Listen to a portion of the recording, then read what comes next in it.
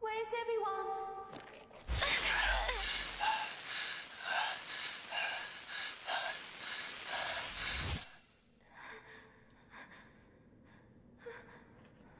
What was that?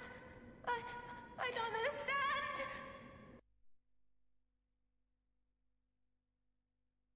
So probably in this game she is the youngest of all of your party, except for maybe the dog. And Everybody? Where's everybody? the way you start this stage is Ichiko, unlike most of the other characters, does not have access to any weapons. So you do actually have to stealth your way through. There's a whole bunch of zombies, and while there is an unarmed attack in this game, its function is more or less just like push them aside so you can run past them. And it's not very effective, but it's sort of like a last resort because it's very, very slow, very, very, you know, short range.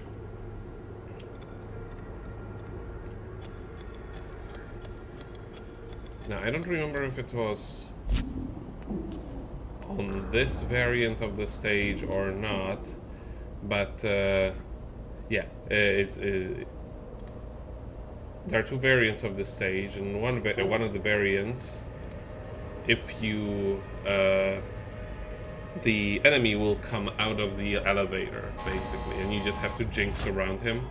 In this case, the asshole is standing in front of the elevator, and if you press the button, he's just going to be like, "No, me."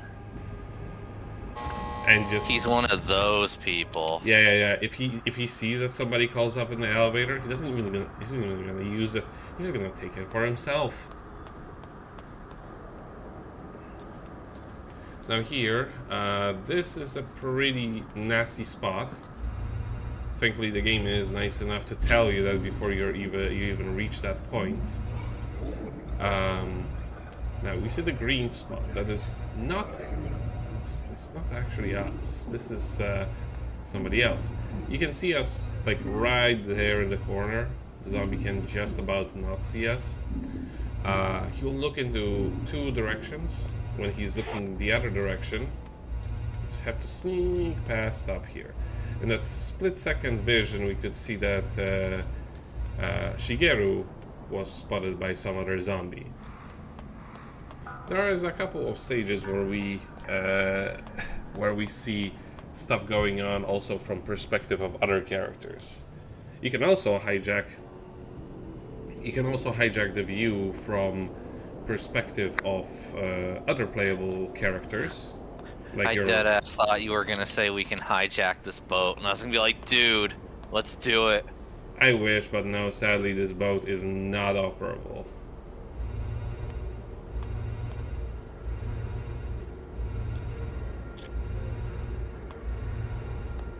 And that should be everything in here. But yeah, we can sidejack the view of the other characters, but of course they need to be in range. You can sort of tell which ones are people just by the way they behave, the way they walk. But otherwise, it's kind of like a bit of guesswork.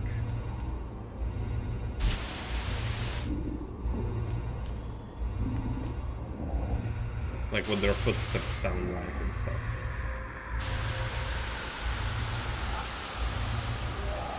And we could see like the vision right there when Shigeru was getting attacked by somebody. But he's a big boy, he can take care of himself. But yeah, right now I am a little bit overestimating how far away I am from the, or rather, I'm overestimating how close I am to that spot. I forgot there is like a U corner there, so I'm gonna have to wait for another turnaround. the speedrunning community for Forbidden Siren 2 is very disappointed in you. And now there's even like a phone call interrupting me. Moshi Moshi, this is Nico Desu. Oh shit, you were spotted, you're done. You're toast, Thankfully, kid. the sniper zombie is too dead set on standing in that one spot to actually do anything about it. But we still need to wait for him to stop chasing us, quote-unquote chasing, to pick it up. Is somebody there? Anybody? Please! Eh? Is someone there? Where are you? Help me! I'm on the second floor. A small room. There's machinery and a wheel. What? No! What should I do? What do I do? Now that was a little bit of an odd event because it has absolutely no application to this version of the stage. Instead, it is one of the key points of solving the mission. Well, the second mission variant of this stage. But I guess it's nice that they actually have that happen anyway, so you can remember it by the time you get to mission 2.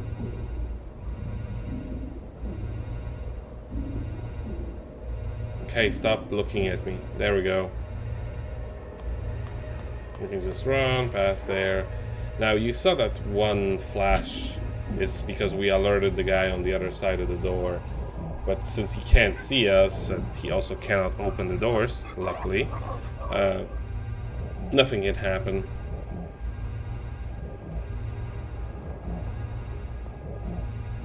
Shibido can actually open doors, but generally they will not. They will not do that outside of their like preset pattern walk. They can try to do that when they are chasing you, but it is rather uncommon. They're meant to be predictable monsters that are stuck inside of their sort of, you know, loop of something that they remember doing from back when they were alive. But yeah, since he's now inside of that cabin over there, the one that's directly above me, and we can sneak out of here. Even if he was to see us, it's not that big of a deal because we can relatively easily outrun him.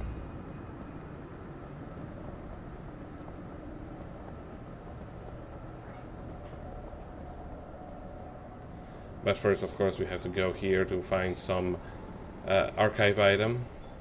It's not this one. Whoa, is that a Nintendo Wii? I will learn what that is. Wii wasn't around in 2005, but remember, this is the world from like 1980s. So it's a GameCube. Close. But this is gonna be like way later.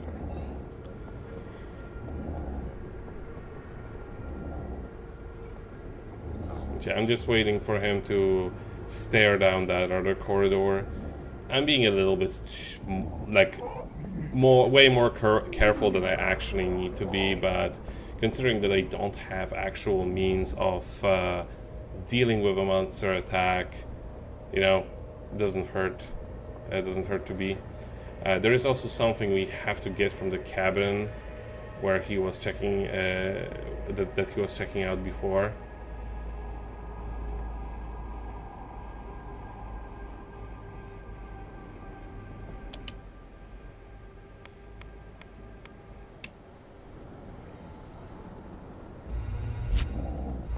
Ah, shit. And we messed it up. You fool. You absolute buffoon. Well, it was better to run now than wait there, because he was literally just gonna stare down the corridor where I'm standing. There was no... I mean, all things considered, there should be an option for me to be like, yo, I'm going to That's not what I was gonna do, but that's what I need to do anyway. But yes, there is a crank in there. I wasn't even remotely close to that. Why did she see that?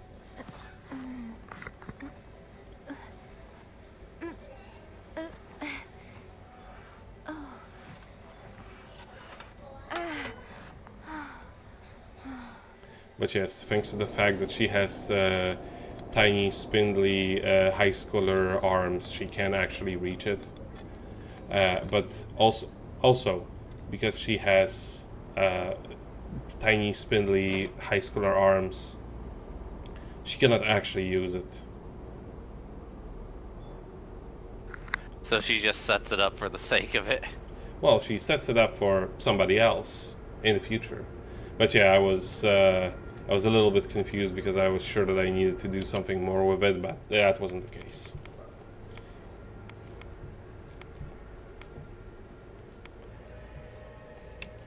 And It right, sounds like this. I wish they had like an animation for like her attempting to use it and then she can't or something. But oh well. yeah, that would be funny. Bro, sick broom. Yeah, I don't remember if there's anything ever happening with that broom. Maybe there is an option for you to pick it up, but... Who's there? You're alive! You!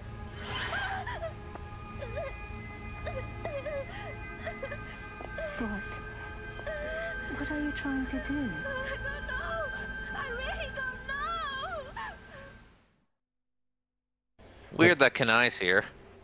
Yeah, I wanted to avoid most missions relating to, like, Kanai's backstory before, you know, the Inciting Incident Festival, where they presented the town's crystal, which is one of several.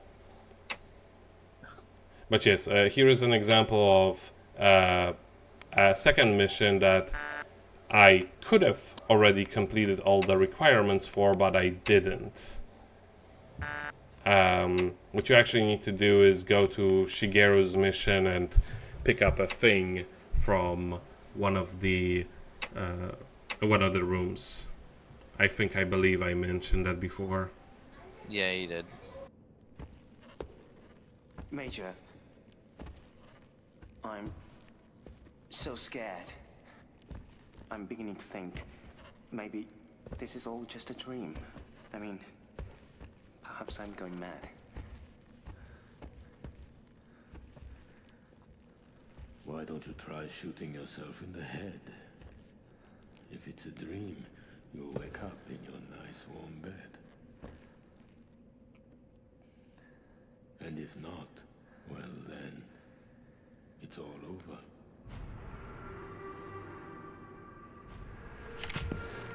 Time.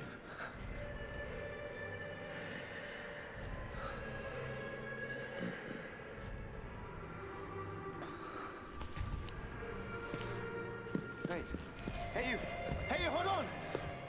Major, Misawa!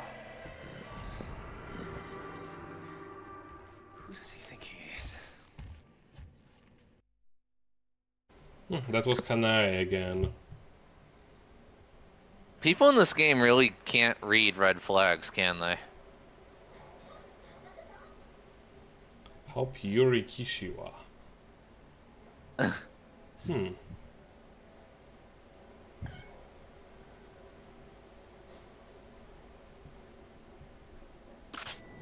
I like that all the hints pretty much outright told you how to clear the stage. Like, Yeah, that's the nice thing that this game does. The stages are relatively small, and when they tell you, like, go here, do that,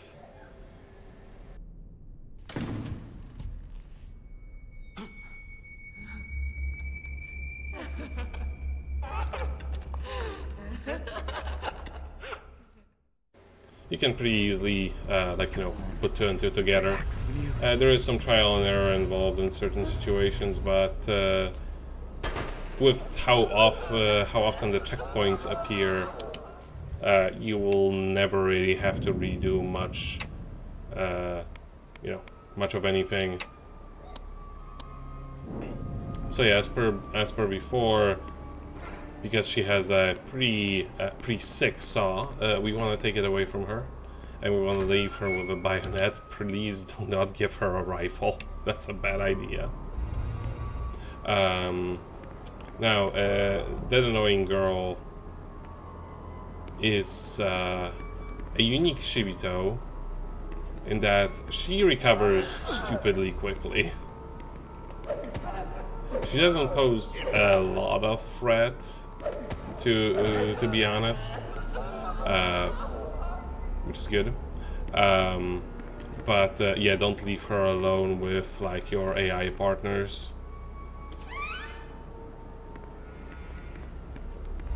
Huh, you know, for a boat room, like, pretty cozy.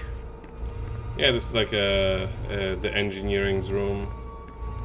Yeah, you know. Like you can see when you can have a break and whatnot. It's nice. But yeah, we had to open those doors. It's for another mission. The reason why it's also nice that you can see why certain things would be relevant for another mission. For example, in that case, the door that was open to us may have been closed on another stage, and etc. I remember when I was playing Valkyria Chronicles on the PSP, I always really liked that they made good use of the same stage, just changing certain elements around to give you a completely new challenge. Because yeah, locked, open doors change constantly. And here we have another sniper. Now this is another sniper that's not going to actually move from his position, but he will be looking back, and I believe he only looks one direction. We just have to take him out from afar, and make sure to take away his sniper rifle. Yeah, he Whoa, becomes... Nico, are you the sniper from TF2? Now I am. Yeah. But yeah, remember on the previous mission we installed the crank, but this hasn't happened yet. So the crank isn't there actually. At least not in this reality, it isn't.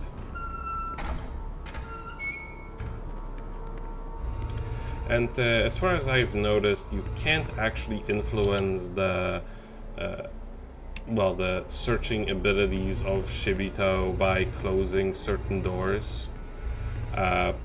Well, at least not in the way that they will not think to look in there. They will not change their walking pattern, but definitely closing doors will prevent them from seeing you inside of them. And now here I'm struggling a little bit because there is a searchlight that you need to use, and yeah, it was like, which one of these things is a goddamn searchlight? I'm not a boat expert, I couldn't tell you. Exactly.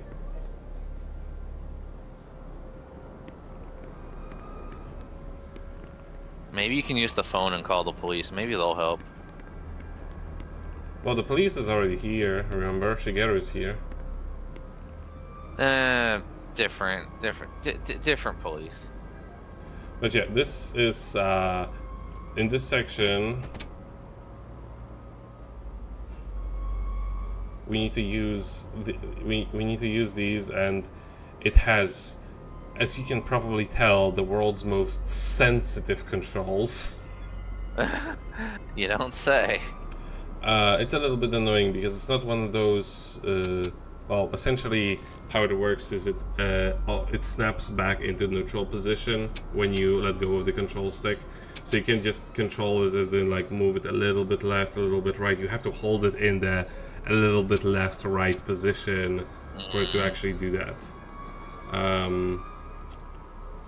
The game does have like pressure sensitive buttons, but they don't really come into play that often.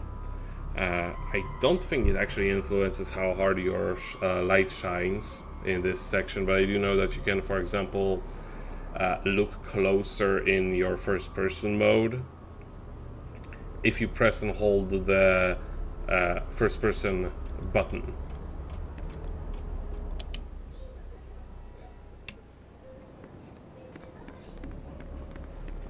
All right, now that we saved her, then let's go there, get a kissy, and call it a mission. Right? That's how it works. I don't think you want to kiss the dark clouds, Nico. Pretty sure that's not what you want. I wouldn't want that anyway, but I'm talking about the wants and needs of the protagonist in question, Yorito Nagai. I don't think he would want to kiss the dark clouds either, Nico. You need to. I think you need to take a look at the script again. You know, character motivations and whatnot. Dark Cloud was also a game by Sony, so you never know. A game that was really hard in the first 2 hours and then became easy immediately afterward. I remember having a lot of trouble getting started in it, and then I never really got into it. Yeah, that's the story of a lot of people. It's like your first good weapon gets destroyed, and then you give up. Mm-hmm. Kind of like what we're gonna do to this chick. Woof. Yeah. Point blank sniper win. But yeah, we need to be careful because the sniper has revived. In the meantime, I think that, yeah, you see, she already came back to life. What we actually need to happen is she is capable of opening these doors to the outside. We're not. Actually, you can see this is the sniper. He has her saw. He has her saw, and that's why he also changed his tactic. He isn't just standing there waiting for somebody to get within the range. He is moving around. But yes, we need to wait for her to open the doors for us, and now we can pop her again. Screw you! You're no. Don't you're mind us. You're of no consequence. And now I need to find an item here. I believe it's flares. They come into play like way later.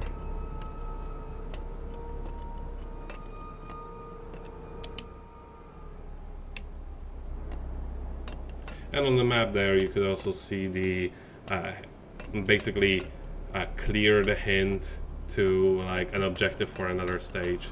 And here, there is a speck of dust on the on the freaking floor, and that's what we need. That was straight out of a Sierra game. Mm-hmm.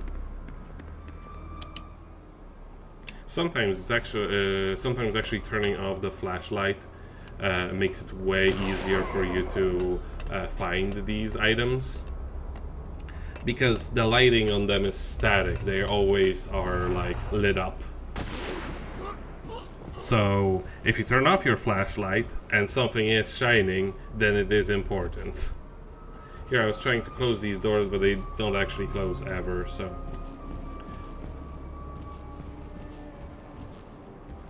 Man, the bartender's on break right now. Well, this is a reception, and they have a VHS tape here, which we need to pick up. That's a floppy disk. That's a VHS. It's a videotape. I can read, Nico, thanks. It's a Betamax, actually. Actually, Betamaxes you didn't wind up, so therefore... Did you not?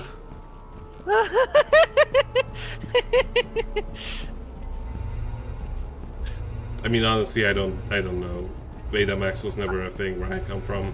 Yeah, I don't know shit about Betamax either. We probably pissed off like a vintage collector just now or something.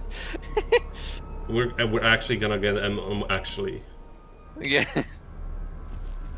Neil, tell us, how did Betamax work? Oh, he would actually know. I remember he told me that one of his friends' dad actually had Betamax, and he put a whole bunch of VHSs onto Betamax because those were more like time resilient, you know. Yeah. But yes, we need to reunite with the girl. We could actually search her by the means of Sidejack. But where's the fun in that? But we also have a guide, so she's always gonna be in this specific position. I thought you were gonna say, but we also have a gun, and I was gonna be like, yeah, we do. That is also completely correct. There's also a love letter, so that's the important part. And there's also something in this cabin, which we can't forget to pick up because 100% completion. And this team's travel itinerary. This dude is like the point-and-click adventure protag. Just picks up literally everything he sees. And it's not, and like, he is a freaking, you know, a soldier. So it's like, why is this important? A love letter, like a heart-shaped piece of paper. This is important.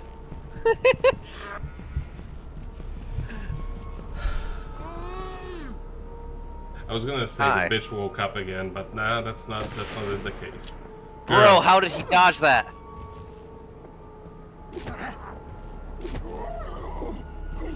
Yes, Wild Arms Free has taught me well. Yeah. This is the most effective use of a sniper rifle. Punch on the melee range. Yep. It's kind of impressive that he managed to keep running for all this time, and this is the first time he actually gets tired. This stat well, he is a soldier. That is true. The stat for running seemed to be different per character, actually. Nice attention to detail, actually. There are certain characters which are just Hi, hopeless. Kanai, what the fuck are you doing here? And she is called Yuri in this case scenario.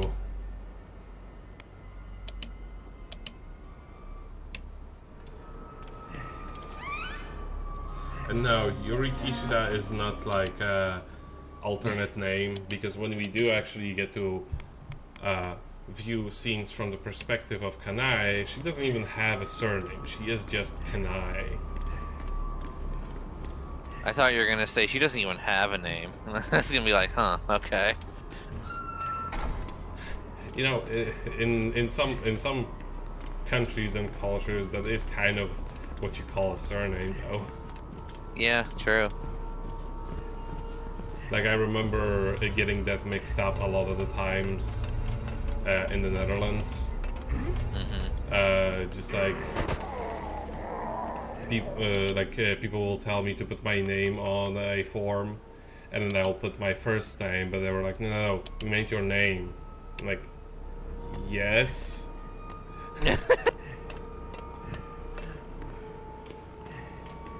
Family names are important in half the world. Yeah, I'm just used to name meaning first name and surname meaning, you know, the other one. Also, question: where the fuck did our commander go? Oh, he probably went to search for his meds or some shit. Well, like, dude just fucking vanished. He's out doing his own thing. Oh, also, there is a certain mechanic that I forgot to mention when we accidentally did it. Oh yeah, right, I remember this. Oh, this guy, yeah, I remember you doing this mission in the old LP. I remember this now, yeah. Yeah, which is why I think I said that we didn't quite do all the things that we did in the old one yet, because I just doing things in a bit of a different order this time around. But yes, this guy, he is just standing there in the literally between the doors. The doors cannot close, so we just have to get his attention. I was trying to destroy the lock with the hold the gun and press circle, but I kept crouching instead. So I'm just wasting a bullet. It doesn't really matter because the bullet count does not carry over between the stages. Mm-hmm. So like if I didn't use a single bullet in this stage, it wouldn't give me more bullets in any of the subsequent ones. Yuri Kanai.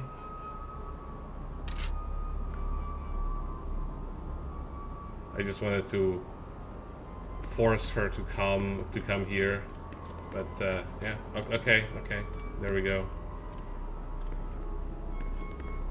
By the way, the wait and come here commands are actually surprisingly good for like getting your NPC partners to you. There doesn't seem to be any kind of range to the comeback command, so you can literally use it like from the other end of the map, and they will be like like a dog. No smoking. Yeah, that's the primary concern right now. But yeah, you can see there is a crack in the ship. Go, Yuri, be free. Be careful.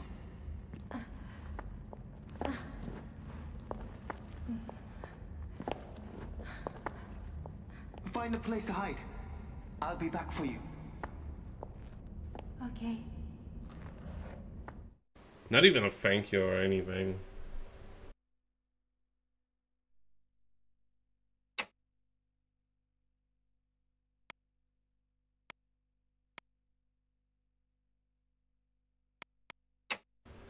But yeah, next time we'll take care of another Mission 2 variant from Yorito, and also the second mission variant of this mission. So we're gonna clear all the variants of all he has done so far. So thank you for watching.